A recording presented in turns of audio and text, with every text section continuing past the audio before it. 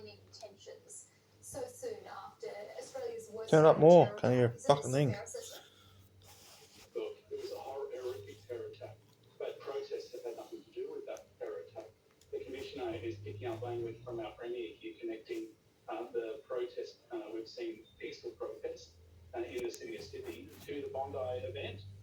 With all due respect, that has nothing to do with division. Protest doesn't sow division.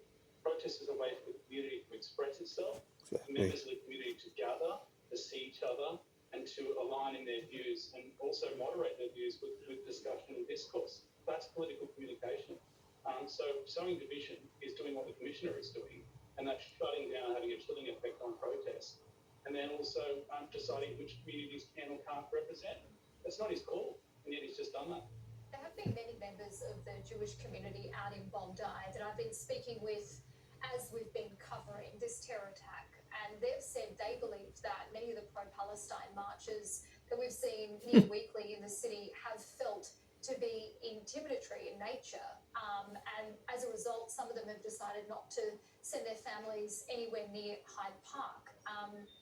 You would understand that some people do feel as though that has inflamed tensions, and it is intimidatory for them. Well, I can understand why the community is feeling intimidated, but we've had a complete failure with the political class here in making a distinction between the anti-Semitism we've seen in the community that's been rightly called out and rejected, and the legitimate criticism of Israel that was seen in these protests, Exactly. these peaceful protests. We have both a Premier and Prime Minister who has not made the clear distinction between the two items. And so while I understand the community and their anxiety, that doesn't sit at the feet of the protesters. That sits at the feet of our political leadership who have failed us at this occasion. And then to suppress the ability of that community to then criticise that leadership, I'm deeply cynical of, and quite frankly, I think it's a disgraceful act of democratic vandalism. We have seen, though, some terrorist flags being waved at some of these protests. So they have been taken over by some of those elements. Also, we saw controversial Islamic preacher Wissam Haddad, who was allegedly tied to one of those alleged Bondi gunmen, reportedly using pro-Palestine protests for recruitment purposes. So there could be an argument put forward that it could inflame tensions in this context.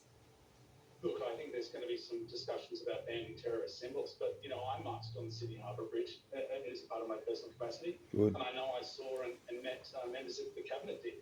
So, connecting these protests to terrorist attack is a serious allegation in circumstances where members of the New South Wales Parliament also marked, Bob Carr marked.